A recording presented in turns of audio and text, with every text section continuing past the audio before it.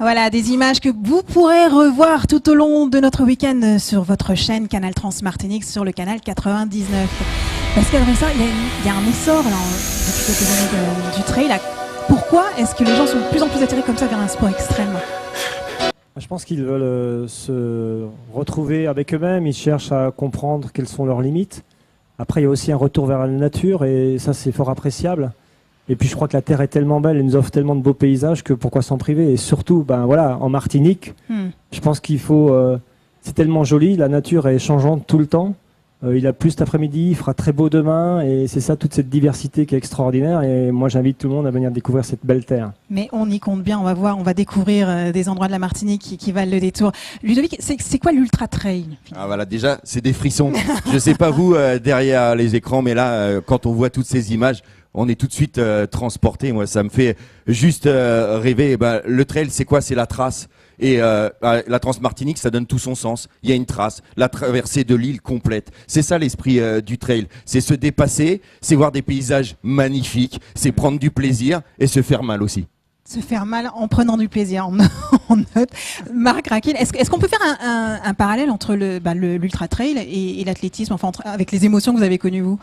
Disons que c'est difficile de faire un réel parallèle entre ces deux mondes qui sont totalement différents. Moi, je viens de commencer le trail et comme dit Pascal, j'ai goûté à ça et maintenant, je veux plus revenir en arrière. J'ai quasiment oublié mon passé d'athlète.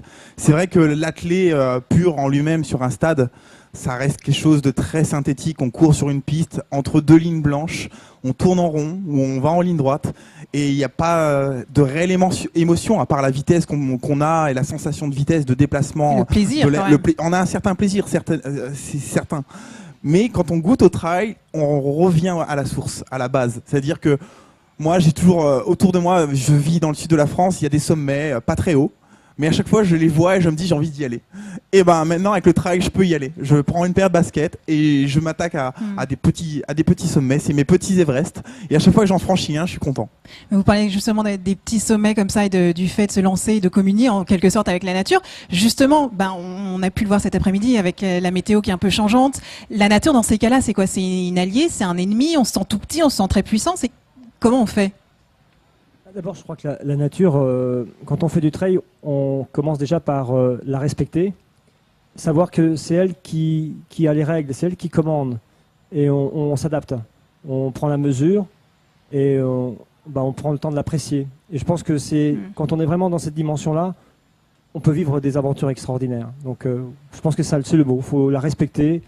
Et on vit quelque chose de bien. Et on va en vivre des aventures tout le week-end. Ouais. Je pense que de toute façon, comme dit Pascal, la nature, elle sera toujours plus forte que l'homme. Elle le prouve par rapport au climat, à ce qui se passe dans le monde à l'heure d'aujourd'hui. Et quand on est sur un trail, il faut savoir la respecter, faire avec, sans faire une amie. Et ne jamais savoir toujours où se trouvent ses propres limites. Il ne faut pas non plus aller au-delà. Parce que là, on se met tout de suite en danger. Et quand on fait du trail, il faut aussi savoir ce qu'on est capable de faire. C'est une sorte de challenge contre soi-même et ça c'est vachement intéressant. Je vous propose de regarder le tracé du parcours commenté par Ludovic Collet qui est là.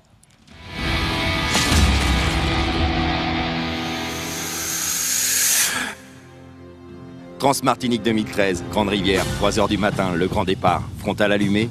C'est parti pour 5 km d'échauffement. Avant la première explication, l'ascension la plus importante et c'est 1250 mètres de dénivelé positif, le sommet du Mont Pelé. Puis la descente rapide mais glissante, ne pas oublier le premier point d'eau, à Aileron, puis un stop au domaine de la vallée. Morne rouge, on refait les niveaux et certainement les premiers changements de chaussures avant de rentrer dans la jungle. Ce parcours sinueux, glissant, étroit, où les bras et les jambes font équipe, ouf. RD1, fin du labyrinthe. Une banane, un café, c'est reparti, direction le Lamentin. Entre Bananerais et Champ de Cannes, une piste rapide, il faudra pourtant s'arrêter. Saint-Joseph, kilomètre 48, première base de vie. Et son contrôle médical obligatoire.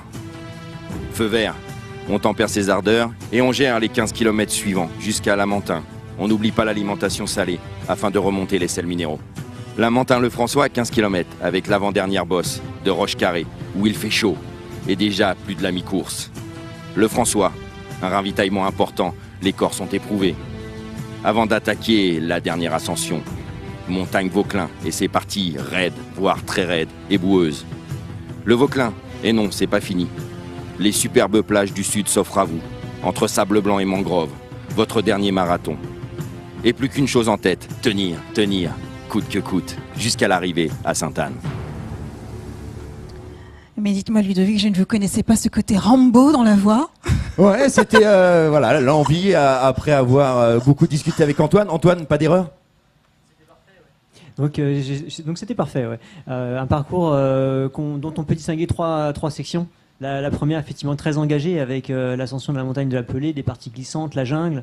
Une seconde partie, on va dire, ce sont des marathons à chaque fois, quasiment, hein, à quelques kilomètres près. Ensuite, on a donc une section avec du passage dans les bananeraies, dans les champs. Là, c'est plus rapide dans les zones résidentielles. Qui vous aussi. conviendrait peut-être un petit peu moins?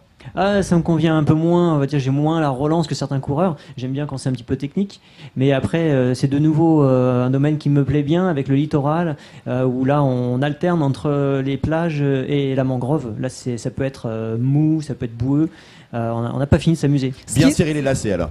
Ah oui, effectivement, ouais. Ce qui est impressionnant quand on voit Antoine Guyon, c'est de voir son flegme. Il est calme à toute épreuve à quelques heures du départ. Oleg Bakovic, merci beaucoup d'être venu. Une dernière question quand même avant d'être parti. Est-ce qu'il y a beaucoup de gens qui nous regardent ce soir? Oui, je vous le dis, il y en a beaucoup, mais cette année, c'est les 20 ans de Canal, en fait, en Caraïbes. Et depuis 20 ans, on importe des images et des programmes qu'on diffuse partout. Mais cette année, non pas cette année, depuis déjà 4 ans, en fait, le défi, ça a été de également exporter les images de la Caraïbe pour les renvoyer également en métropole, puisqu'en fait, la mise en valeur des pays au travers ce type d'événements, ça permet d'abord mettre en lumière ces événements qui sont extraordinaires, qui sont sportifs et culturels, et surtout mettre en avant ces pays qui sont juste magnifiques, qui sont les DOM. Mais on a hâte de faire le tour. Et donc, ça va continuer.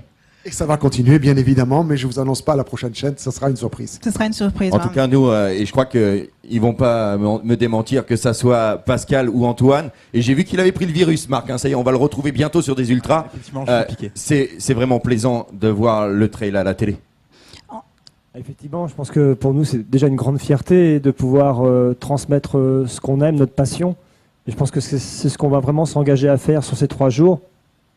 Je voudrais déjà juste signaler les 250 bénévoles qui vont être sur le parcours.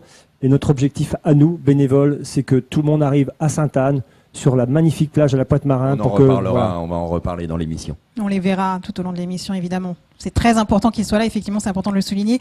Oleg, merci beaucoup. Merci à vous, et merci et bon courage. Je vous propose tout de suite de faire un peu mieux connaissance avec Antoine Guyon. On regarde tout de suite.